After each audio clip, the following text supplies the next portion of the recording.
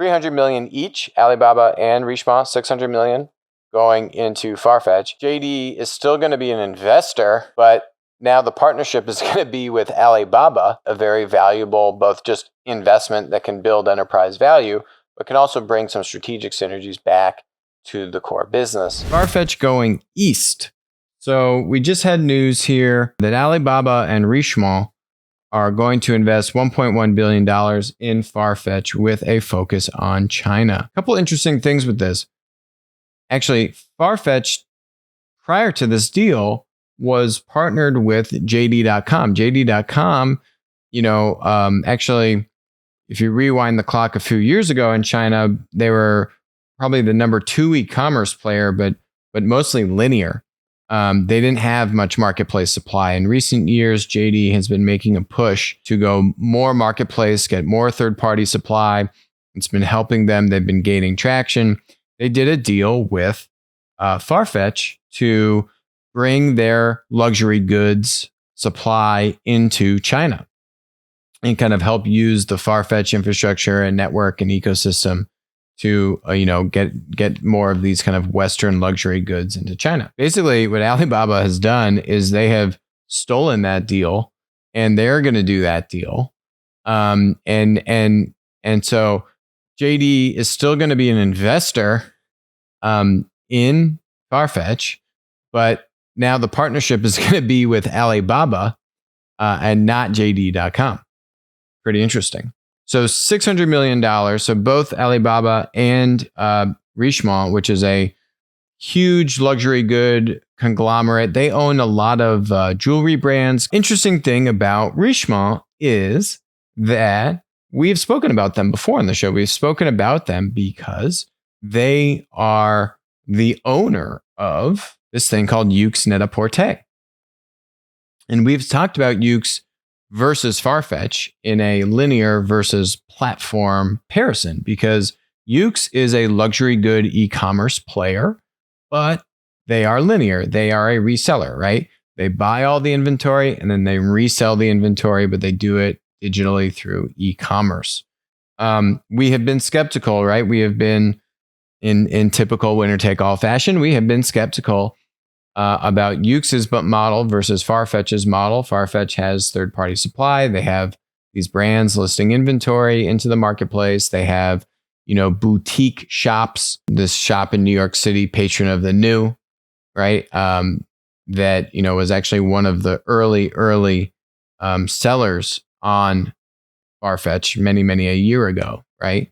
So they get network supply. They have winner-take-all dynamics. They are basically Farfetch and the RealReal, also a public company, more US focused. Farfetch out of the UK.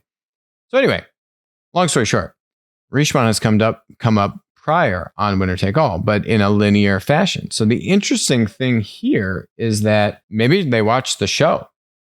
Maybe they watched the show and they said, "Oh, we need to embrace this marketplace thing. Let's go in on this deal with Alibaba. $300 million each, Alibaba and Richemont, $600 million going into Farfetch. And then they're both putting $250 million for $500 million collectively into a JV. That's going to be the Chinese entity with Farfetch and these two other players. So long story short, Richemont is embracing marketplace. Good for them. A smart move. Also interesting is that there is another player in this this deal from the luxury goods sector. Artemis, the controlling shareholder of Gucci owner Kering, also plans to increase its stake in Farfetch. So you are seeing some of these luxury good brands, manufacturers start to embrace marketplace, right? Start to say, hey, I should have a stake in this, right? I can use my leverage. Like, why would you want to do that? Well, now you're going to get better data. You're going to get better cooperation with the marketplace. You're going to get better ability to run placements or, get better positioning for your products on the marketplace, right? You can do special kind of collaborations or promotions or give specific inventory to the marketplace, right? You can treat the marketplace like a different channel, right? Just like you would treat your retail stores versus third-party retail stores differently, and what inventory you give to the different channels. But the key here is that there's only going to be one or two dominant marketplaces in a given vertical. So if you've put money into, one of the dominant marketplace businesses that is going to have aggressive growth, which we've seen with what Farfetch and The RealReal are doing, that can be a very valuable, both just investment that can build enterprise value, but can also bring some strategic synergies back to the core business. Separately, what we're seeing, we are seeing, Farfetch has a wide variety of luxury goods. What's interesting about Richemont here is the jewelry and the watches, right? There are jewelry and watch specific marketplaces. And we are seeing the sneaker marketplaces like GOAT and StockX also get into jewelry and watches. So I think jewelry and watches is really the next battleground for marketplaces. You've got the Farfetch and the RealReals that are clearly putting an emphasis. You've got the jewelry and watch specific marketplaces. And then you have the unicorn kind of sneaker marketplaces that have a very hip, high-end demographic buying audience, very into watches and jewelry, also getting more into jewelry and watches. Jewelry and watches, to me, is the next kind of luxury good marketplace battleground. And I think there's a couple ways to get into that puzzle, depending upon, the continent that we're talking about, US, Europe, Asia, and the different kind of strategic priorities. Hi, this is Alex from Winner Take All. Thanks for joining us. Hope you enjoyed the content.